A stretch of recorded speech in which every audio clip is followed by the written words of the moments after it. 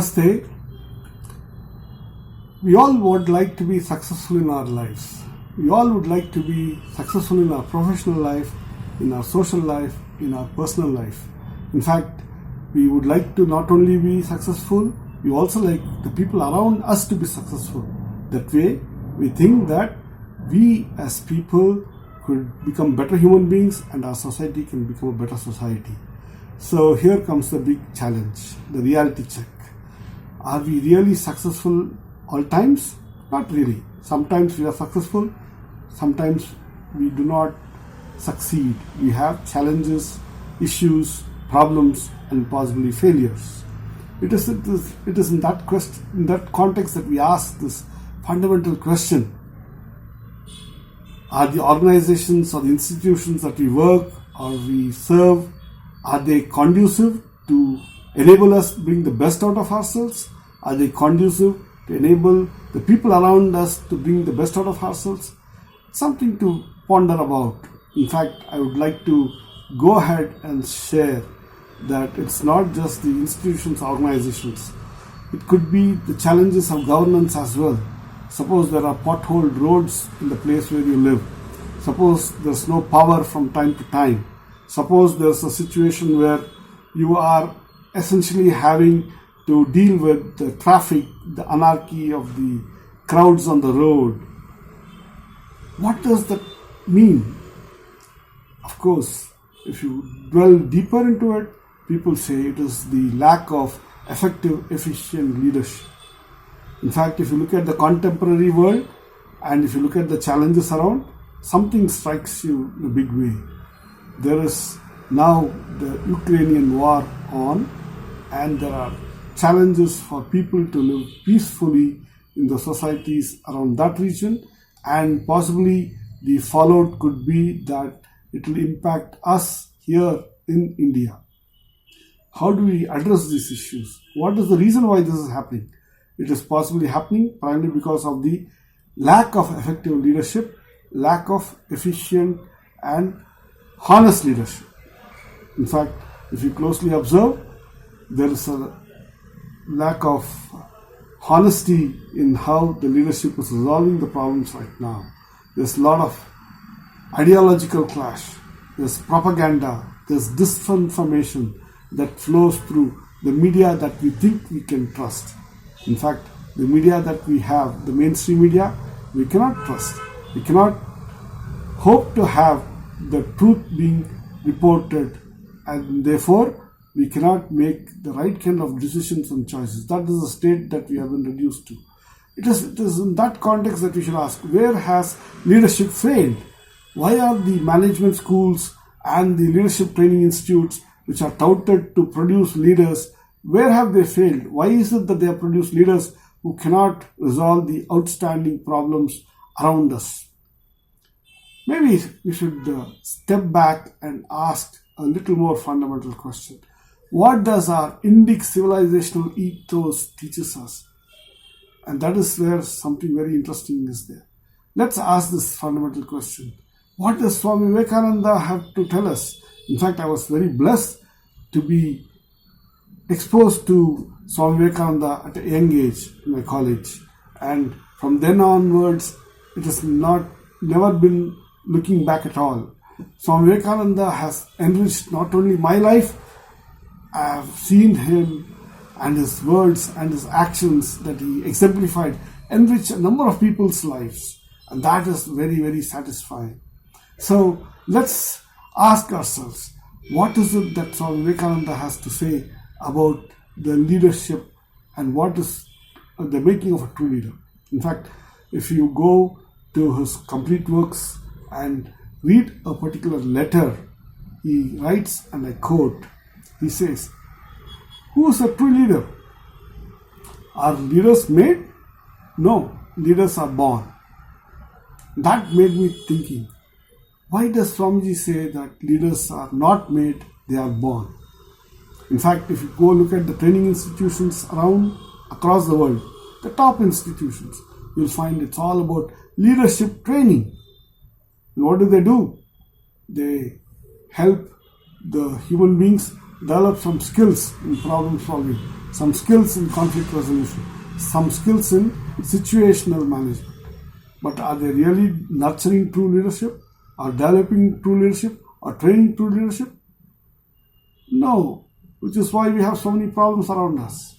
Then it is in that context that we look back and ask, why did Swami Vivekananda say that leaders are not made, they are born? Then it struck me, maybe each one of us is a born leader. Just that we do not know how to bring out the leadership traits within us, how to manifest the leadership traits by which we can be successful. And that's very interesting. In fact, he goes on to say, who should be described as a true leader? He writes, one must be a servant of servants and must be accommodative of 1,000 minds. That's a true leader. A leader who is able to build a consensus, channelize the energies and the aspirations of 1,000 minds. In fact, he goes on to write, and I quote, there cannot be a shade of jealousy or selfishness, and if so, then you become a true leader. That's a very interesting statement. In fact, if you look at the contemporary society around us, leaders are nurtured to be as narcissistic as possible, as selfish as possible. In fact, the plethora of problems that we have can be traced to it. And here is Swami Vivekananda, who is at the other extreme of that spectrum, saying that it is unselfishness and the servant leadership paradigm alone that can really bring the best in all of us. So what is that servant leadership paradigm? In fact, that's a very anglicized way of putting what is intrinsic to our culture. And Swami Vivekananda kind of says that this is nothing but Tyaga and Seva. Tyaga and Seva for what? For whom?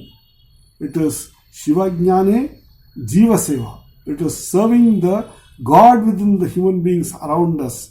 And it is the spirit of Tyaga and Seva that makes one truly a servant of servants. And when one does that and adds value to the people around, and if they find that you are able to do more than what they can do, they turn towards you, they seek your guidance, and that's how you bring out the best of what is leadership within you. That's an amazing insight there, which is something which all of us have to know. If you look at the contemporary world right now and want to know what are the 3 top leadership traits that each one of us in India, or perhaps the entire world, we should nurture, I would kind of put it this way. The first leadership trait that we all should nurture is this deep commitment and conviction for our own Swadharma. That is what Swami Vivekananda was. And what is that Swadharma? How does it come out? It comes out from the universal messages of Vedanta. If you closely observe the life of Swami Vivekananda, he embodied it every breath of his life. He embodied it reaching out to all of humanity.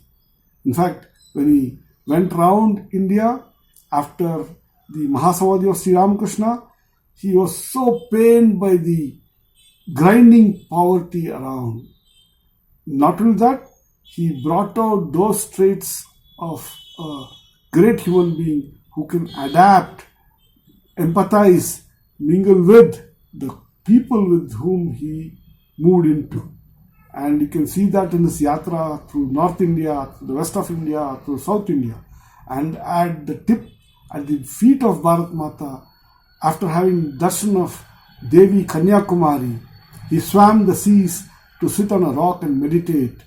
And when he meditated deep to look for solutions to the problem of the grinding poverty in India, he had the vision. And that's what distinguishes true leaders from the rest. He had the vision, and the vision was to enable the leadership qualities within us, to be able to pull us up so that we can look around and enable others to be able to bring out their leadership qualities. And one of the most important things about leadership quality is to solve the problems around us, to enable other people around us to blossom to their fullest capabilities. That's a very interesting paradigm. In fact, Swami Vivekananda went on to bring out the Swadharma even in the land of the people around the world. When he traveled to America, he reached out to them as the brothers and sisters of America. And that was said with deep conviction, so much so that it moved the hearts of the people there to bring out the oneness. And that's the second leadership trait that I would like to touch upon. Working towards the universal oneness that Vedanta communicates to us. That universal oneness enables us to get out of our tribal mindsets, the petty tribal mindsets, the petty tribal loyalties that we right now have, to be able to have the viveka, the ability to distinguish between the right and the wrong, the ability to distinguish between what is dharma and what is adharma, the ability to distinguish between the oneness and the pettiness, the ability to know what is saguna that needs to be nurtured and the durguna that needs to be moved away from.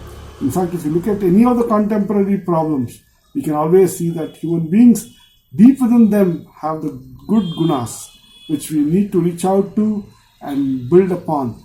And we need to know how to move away from the durgunas that these people will have, the people around us will have, the durgunas that we ourselves might have, how to move out of it. Coming to the most important thing, this kind of thinking of having the viveka to distinguish between the sagunas and the durgunas within each and every human being will help us move away from the crookedness that's so all permeating around us, the corruption that's permeating, the violent tribal thinking that is permeating around us. With this thought, if we were to understand and put into practice Shivajnane Jiva Seva, then we see how very simple and easy it is to build on that oneness which the universal message of Vedanta communicates to us. And of course, finally, the third trait, and this is very important, it is to awaken the enabling and empowering trait of oneness, the leadership oneness in each one of us. Want to build a team? Serve the team. Want the team to be successful? Enable the team to be serving. Tyaga and Seva. Such a wonderful message that this simple concept of awakening and enabling the people around us turns out to be. This is what Swami Vivekananda did. He established the Ramakrishna mission, and through that mission, his ideas live ever more relevant even now. And that is something which we look in every aspect of his life. In fact, when Sri Ramakrishna Paramahamsa attained Mahasamadhi and he was a Parivrajaka, he used to serve the people with whom he lived. When he went to the West, he spread the message of oneness and the universal message of Vedanta to the people there and brought that oneness together. In fact, it was like human beings were at home together, though they may be of different races, different lineages, different upbringing, they were all together at home with one another. That's so important in this racism-filled world. And then, of course, when he came back to India, he saw the grinding poverty, and then he reached out, empathized with, and exhorted all of us to wake up to what we can do to solve our own problems. In fact, the book Lectures from Colombo to Almora, which was a compilation of his heart-stirring lectures, these bring out what it means to bring out the leadership in each one of us. And then, of course, finally, I would like to say, when he established the Ramakrishna mission, he institutionalized this philosophy of enabling, nurturing, building and manifesting the true leadership traits that our society, the global society today needs. On that note, I'd like to say thank you, because I have benefited from it, and I hope these words of Swami Vivekananda, these actions that he exemplified, really enable you, impact you, and impact the society around you. Thank you. Namaste.